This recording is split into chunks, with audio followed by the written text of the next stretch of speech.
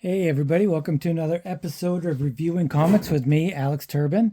This week we're going to be continuing our Halloween theme with some scary comics, and we're going to be doing Eternal Thirst, #1, a local comic of sorts. But before we get into that, let's check out some of the comics that I produce that can help support the channel if you guys would like to contribute. And I produce a 12-page, full-size, full-color comic book every month. This is the newest one of Random Access. It has the Cyrene storyline. It's up to issue number 13 now, and has some cool stuff, some banshees, some dragons, some knights, some everything like that, with a cool cover by Neil Devlin. And back cover was Takua, which is from Takua Press, who's my dog who passed a few years ago. You can get these at Patreon / Alexander Turbin, and or you can get them at alexanderturbin.com. You can also contact me through Instagram at alexturbin04401 at instagram.com. And so, yeah. Eternal Thirst is a local comic because I live in or close to Bangor, Maine. I grew up in Bangor, and this is from a town about 30 minutes away, Waterville, Maine. And so this came out in 89, and I guess I was 18. I thought it was a little bit earlier than that, but this, I guess, is Hammock Publications. So I think they had done a few books before then. They then turned into Alpha, or were they Alpha and then turned into Hammock? I can't remember. Anyway, this is Hammock Publications. And yeah, so I don't know if I ever met Jim McNaughton. I think I probably had at that point, maybe at conventions or whatever. And I'm wondering if people think that this is a power comic, because I don't really think it is, because it's just got too many people working on it, and they've done too many books before this, and I think they just have. I just don't think it's a power comic. I don't think anything really done by Hammock Publications or Alpha is a power comic. I don't think being to be a power comic just means you have to be of a certain quality. I think there has to be a certain, I guess Evan said it best, a certain self-awareness that you have to have about it. So I really don't think this is a power comic. So, but apologies if I'm stepping on the toes of the power comics guys, and if they were going to go through this, but it's local, so I think it's okay. So it's called Eternal Thirst, and it's written by Jim McNaughton, who wrote most of the Hammock Alpha books.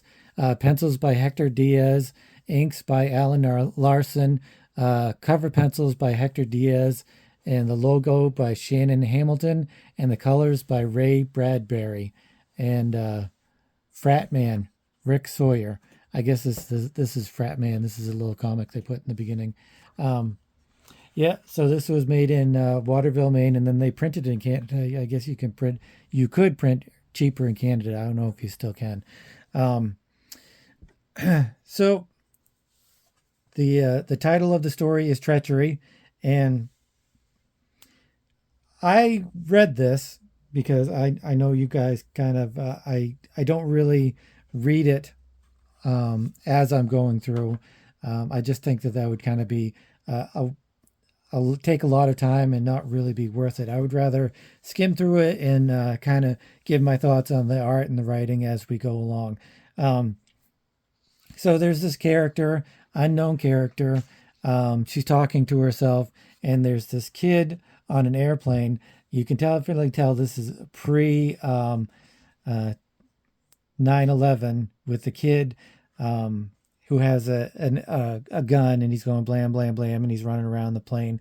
I did not realize that this was a plane. It took me until maybe this panel here to realize that they were on a plane. I thought they were in a waiting room at a hospital or something, because her backstory is like somebody got died or had died or something like that, um, and and she's explaining to herself or to the reader or whatever, what's going to happen when she gets back. But I did not realize that it was a plane, so I really think this would have benefited from being a half page panel like this of the airplane, of that being the establishing shot, because this doesn't really tell you the establishing shot. I'm not going to say it's because it doesn't look like the inside of a plane, because it could, but it just doesn't really do the job for me. Anyway, she's looking back, she's talking to herself, and the kid's annoying her, and he keeps annoying her, and she's talking to herself about somebody died, and she's gonna have to face the repercussions of whatever she did.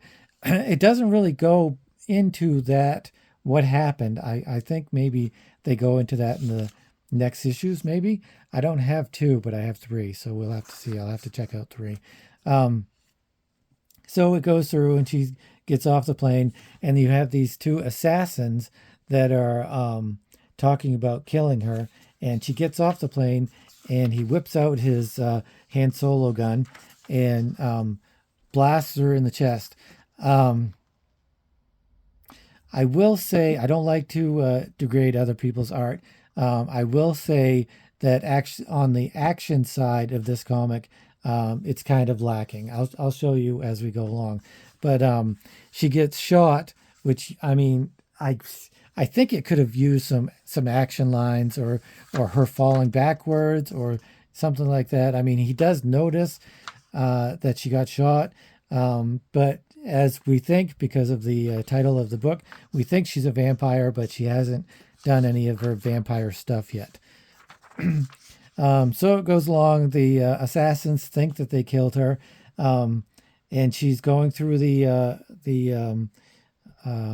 checkout of the airport and all that stuff, and she comes upon the assassins in the bathroom, and she kind of kicks their butts. Yeah, I really, the action in this book, the artists, I feel it leaves me a little lacking, because you don't see it. You don't actually see what's going on. You see these two being pushed through the door, and that's really cool. That's cool. That's probably maybe some of the best action in the book. And here's the bullet that he shot at her, and she's gonna basically kick their ass. She grabs his hand, and then something, don't really know what that is, lifts him up. So I kind of think that maybe this would have been a good panel, and then just having this one panel, because you don't really need close up of the eyes if you're in an action scene like that. You're taking away from the action in between the actions. So you've got her doing something, lifting him up and throwing him, maybe. Yep, lifting him up, and then she looks at him in the eyes. Maybe this would have been better if it had been portrait views, and they were both looking at each other, and then she just throws him. And he reaches over for the gun, that's pretty good. She's got some action lines there, so you know exactly what he's doing. And she stabs his hand with her heels, and kicks him in the face. Yeah, kicks him in the face with her heels. Again, I wish that it had shown some full body action, a little more Frank Miller, I think. This is a nice pose. This is nice, really nice pose, and I kind of like the sunglasses, the faces. He looks like he's smiling. He looks like, I don't know. I think the faces could have been a little bit more intricate. Here's a nice page. I like the panel layout. I like the diagonal stuff, and you know exactly what's going on.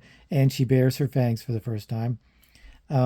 So she leaves, and they have been beaten up. I don't know why she didn't kill him, because she's a vampire.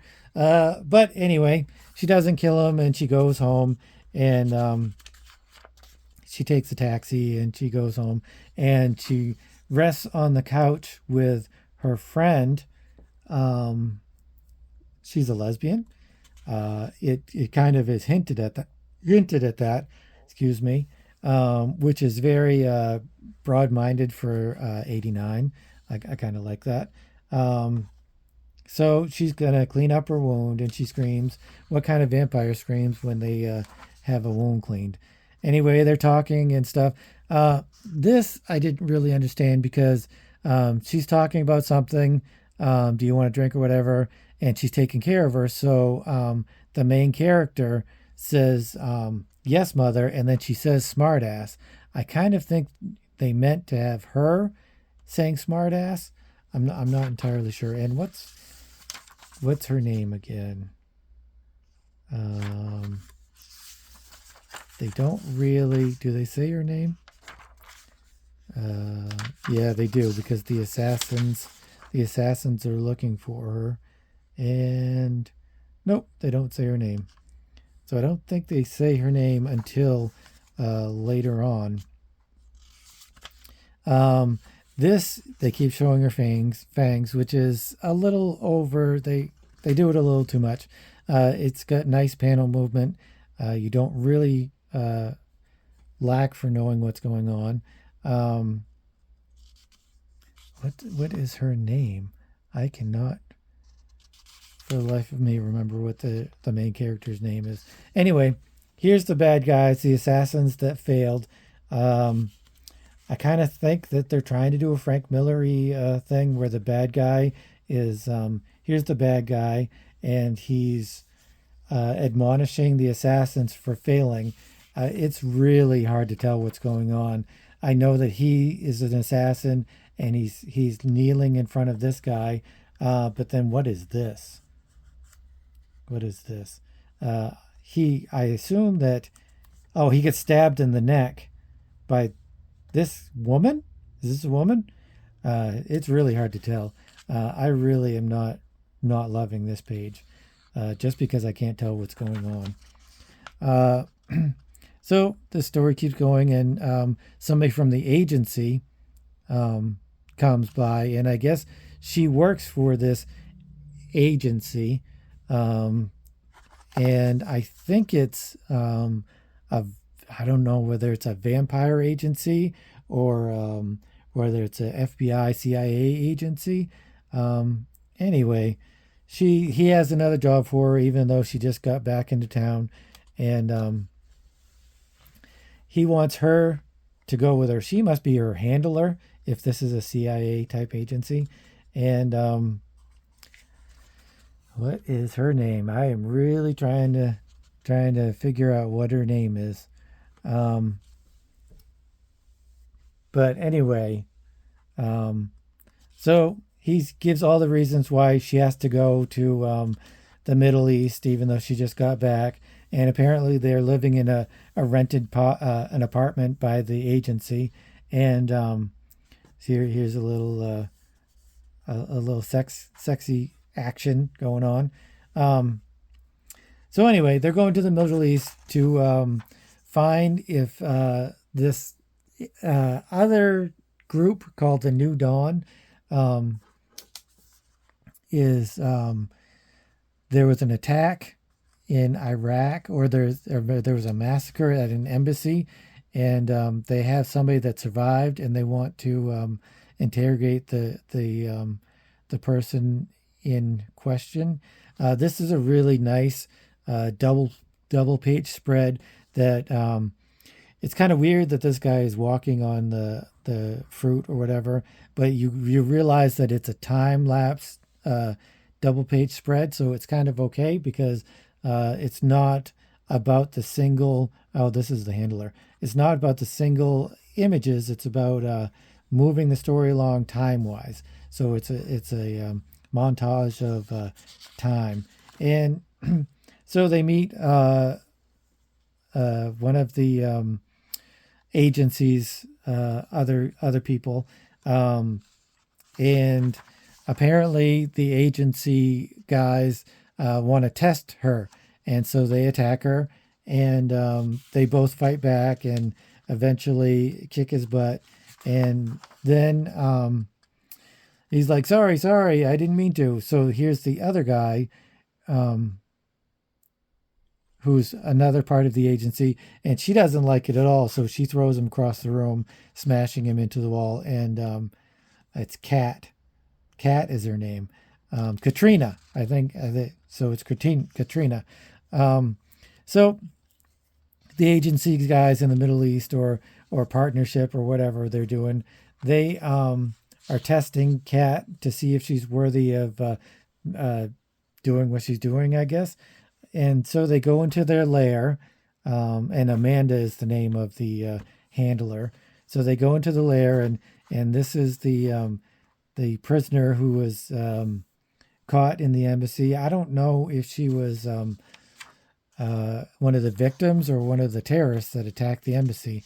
But anyway, they go in and they're going to question her, and apparently she doesn't have to smack her around or anything. All she has to do is uh, use her mental vampire powers to try to go back and see what happened. And she was at a party at the embassy, and these people swooped in. And I like this, and I don't like this because it's so dark, and you can't really see what's going on. But that's what would have happened if they swoop in at night.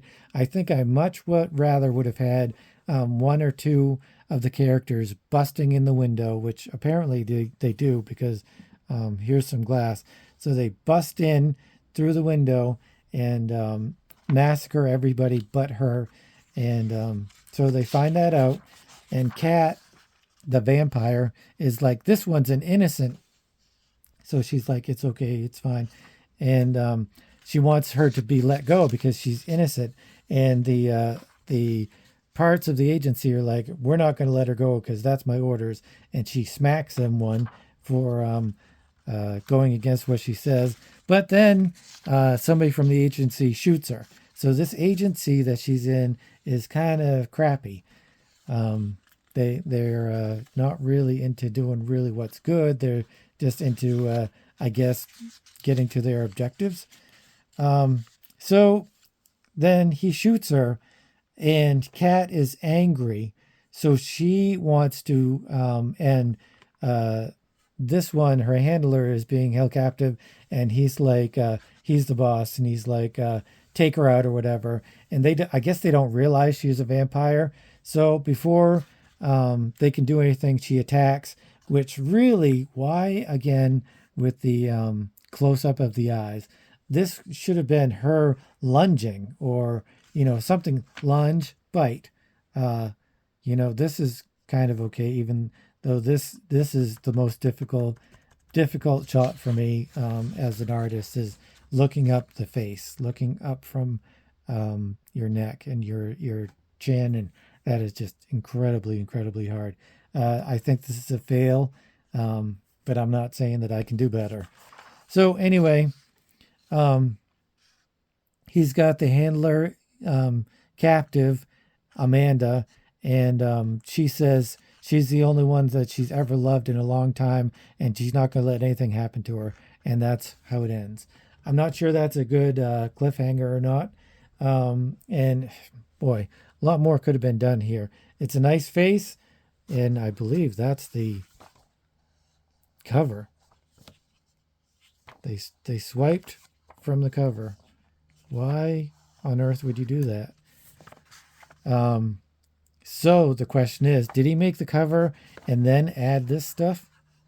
Or did he add this stuff and erase that for the cover? But that's unusual. See, I mean, you have this part here, this part here. So it is definitely the cover. But so then you have a couple filler pages where they're looking for advertisements, and they're talking about selling pages. And so this is the people that did Lance Stanton. So they're talking about Lance Stanton and the artists and writers for that and stuff. So yeah, I don't love the art, mostly because I get lost a lot of times. If the art is lacking in certain areas, figures, emotions, or anatomy or something like that, then I can totally forgive that. But if you're getting lost while you're reading it and you have to backtrack and look again at what you already read, then I'm a little bit more critical of that, because this is the medium that you're in, and you need to be cognizant of that, and really try your hardest to get the narrative arc correct, and be enslaved of the story. So you have to move the story along, you have to keep us engaged, and you have to make it all clear and concise. That's the first step. And then all of the other stuff, the superfluous noodly stuff like McFarlane does, or whatever Jim Lee does, all of the little inking stuff, then that comes later on after you've done your basic narrative art. Then all of that stuff can come later. But if you don't have a good foundation of the narrative art, then I really consider it a fail. But so it's pretty good written, pretty well written. The story moves along nicely. The world building is fantastic. She references things she's done in the past. There's characters that they mention, and they don't really go into detail, but that's all part of the world building. So you know that there's a greater world going on. It's almost like it's a John Wick kind of feel to it with the world building. And all of the dialogue is really nice. It feels really good. Feels flowing. It doesn't block up. It doesn't feel fake or sound fake or anything. Yeah, so the art's pretty good, and the writing's pretty good, except for those few flaws that I mentioned. It's a pretty good book, and I'd recommend it. I would say, because of the narrative art and the fact that I had to go back several times because I didn't know what was going on, I would give this a 6.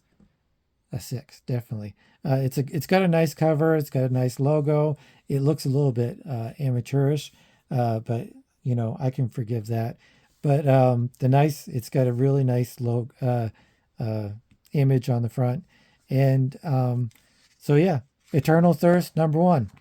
If you like reviews like this, and you'd like to see more, then consider subscribing and hitting the notification bell and all that cool stuff. And I'll see you again next time. Thanks a lot for watching.